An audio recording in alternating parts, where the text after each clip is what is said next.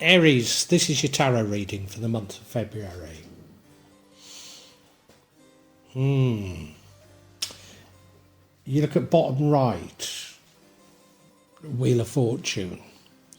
You've been through a major change which should have brought luck with it.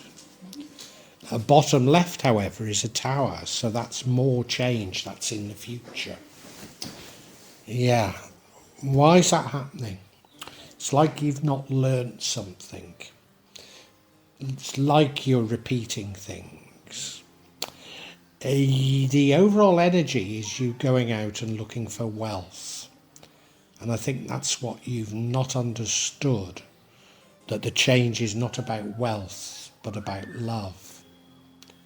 I think that's what you've not understood. To a certain degree, I think maybe you know that because your current energy is going out and seeking love, or at least something creative. What leads to the outcome? And I think the outcome's a good outcome. I'm not sure. I think it is. It's temperance. Now, recently I've been reading the temperance card as you being, or taking the middle ground, you forgiving others, you understanding others. I think this time it might actually be about you leading a more temperate, less hedonistic lifestyle. But that leads to the outcome. I mean, the outcome is you being fair but fair. But I often associate this energy with putting up appropriate barriers. So why would being temperate be putting up, unless they're barriers to yourself? But there is another card that would signify that more closely, so I'm not sure. And what would change everything is a broken heart.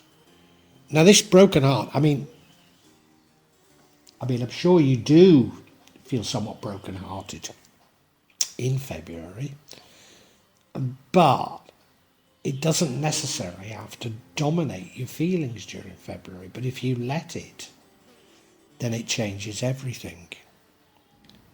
I'm not getting this reading. I'm getting the change. I'm getting that you're not adapting, but I don't know where it's taking us at all. Stay with me as I try and work it out.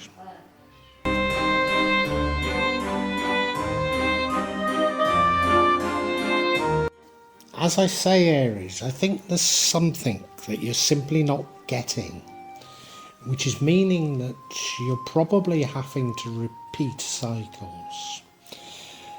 I suspect it's bound up in this energy, which is an energy that goes throughout it, and that is you seeking wealth. Going out and seeking wealth when you should be being led by love. I think that's what the discontinuity in this entire reading is about. But I'm not 100% certain about it. Certainly I have to recognise this. Maybe you're putting wealth before other aspects of your life. And that's causing these sort of issues that are cropping up here. And let's face it, they have cropped up in the past for you as well, haven't they, Aries? Yeah, I think you seeking wealth is something of a problem. I really do.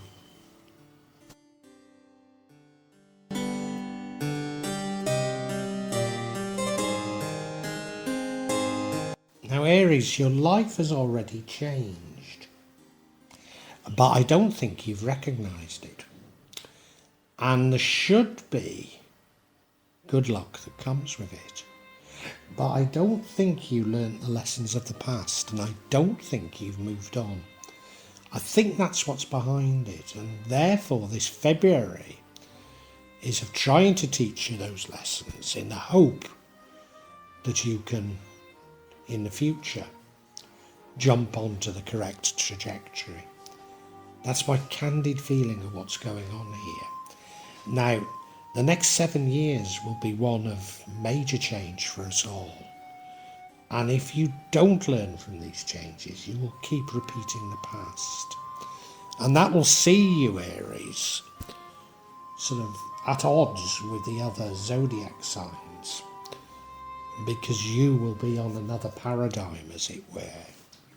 Now, I'm not saying that will happen, because 7 years is a long time and probably you will catch up, but it is a worry I have, for sure.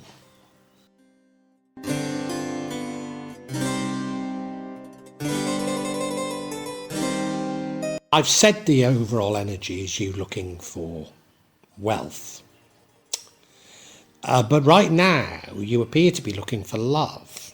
It might not be love, but I think it is, given the other energies we have.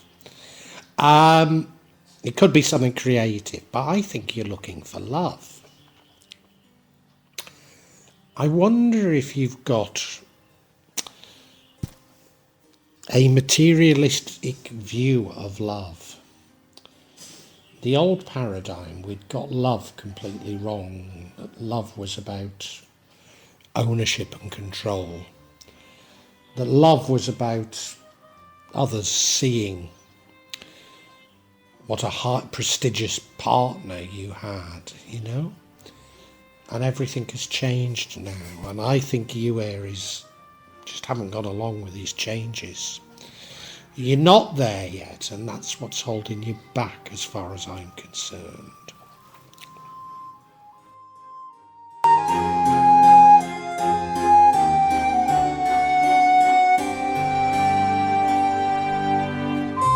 Now, in the future, we have a tower.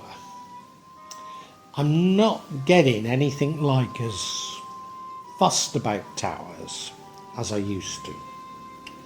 Not least as they are necessary adjustments in your life.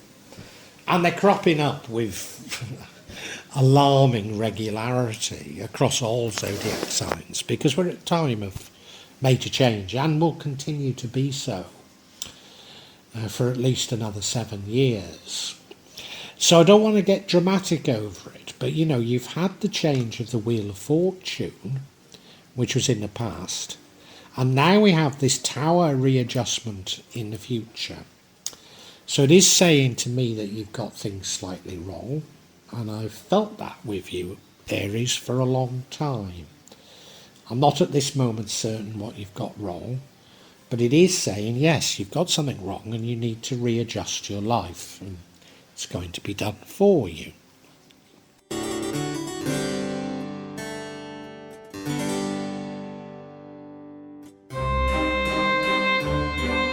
Now, what I really don't get on your spread is why this energy of temperance leads to the outcome. I simply don't get it. And we're going to get some clarity, but not quite on this, but it's sort of around this. What does temperance mean? Well, you know, it probably does mean temperance, i.e. a lack of hedonism. Have you led a sort of hedonistic lifestyle? It's not what I associate Aries with, to be honest, but I suppose, you know, what is normal for some people is hedonism for others, so, you know, who knows? Who knows? But I think you are being urged to have a more temperate lifestyle. Recently, I've been interpreting this as you being understanding, forgiving, taking the middle ground. But somehow I don't get the impression that's what this is about for you. I guess maybe when I get some clarity, more might be known, but I'm not certain it will.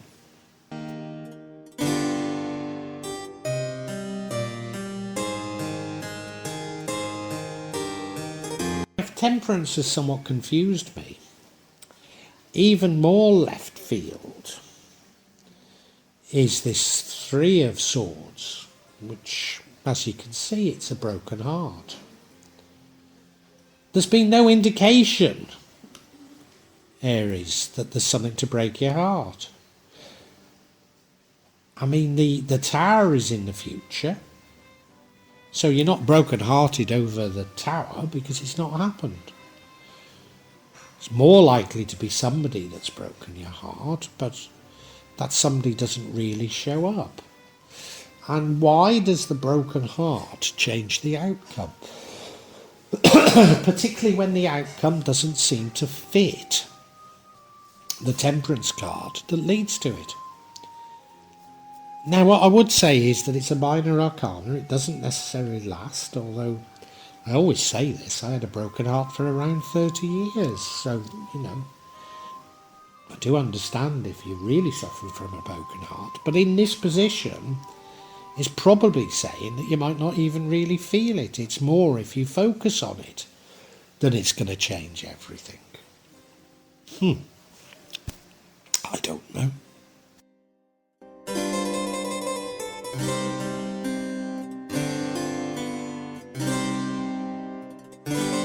And now we have the energy of the Queen of Swords as the outcome. Well, like the last three cards, I absolutely understand what they mean, but how do they fit together?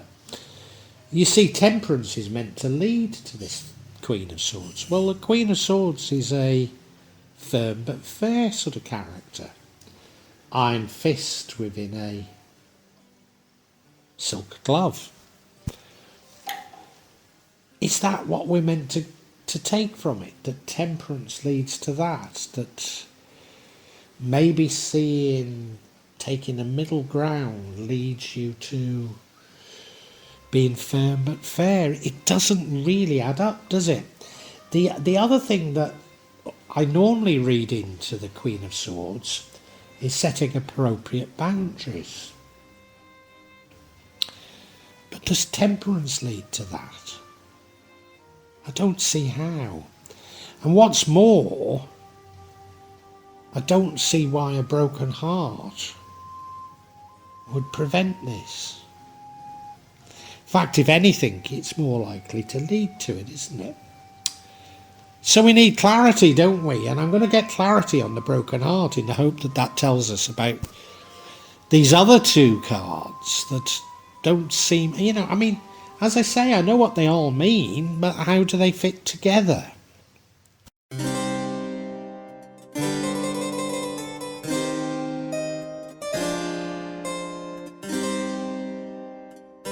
Now, I'm seeking clarity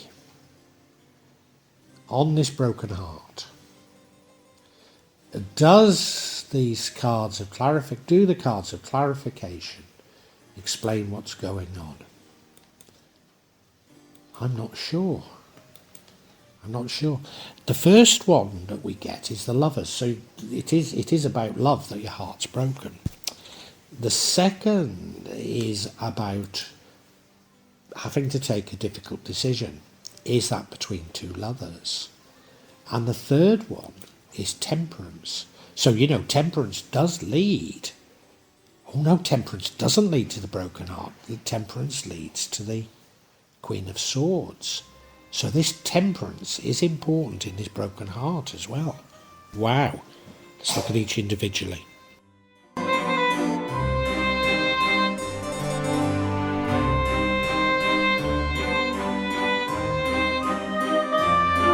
Now, the first card of clarity is the Lover's card, so it is about love. This was the bit that was missing when this broken heart came out, it seemed to come out of nowhere, but no, it is about a love. So a lover has broken your heart. Yeah, you'd be broken. Now it's a lover that's broken your heart, not you that's broken a lover's heart. That's interesting. A lover has broken your heart.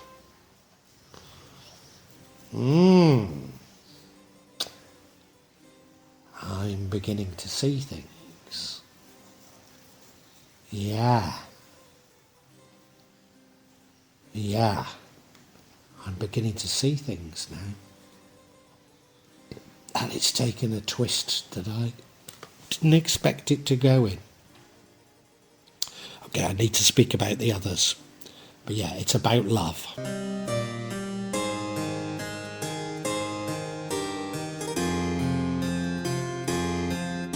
Now, you have a difficult choice.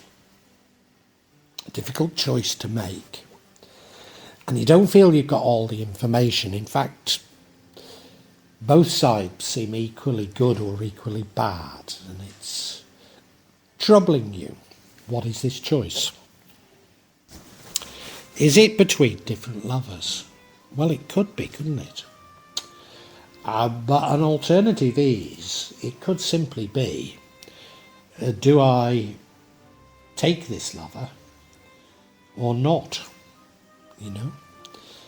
Because remember this temperance card. Remember this temperance card. And I think that this lover, not you, is the hedonist.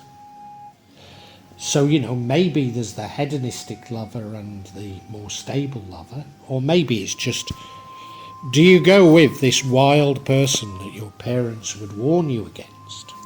Or do you just not?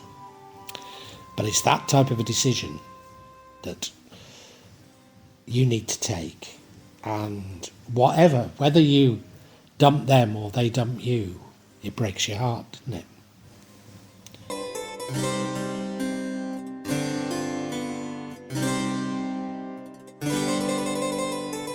Now up crops this temperance card. Now remember, temperance leads to the outcome. It wasn't temperance that led to the broken heart.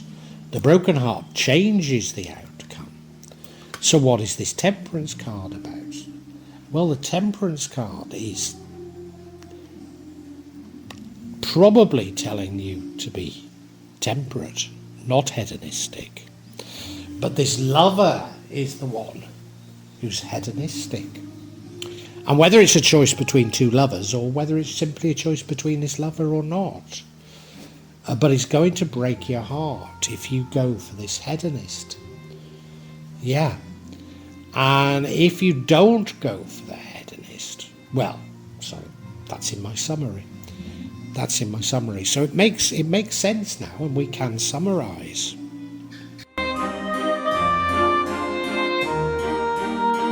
Aries, an interesting spread, and one that I wouldn't have thought was you, but it clearly is.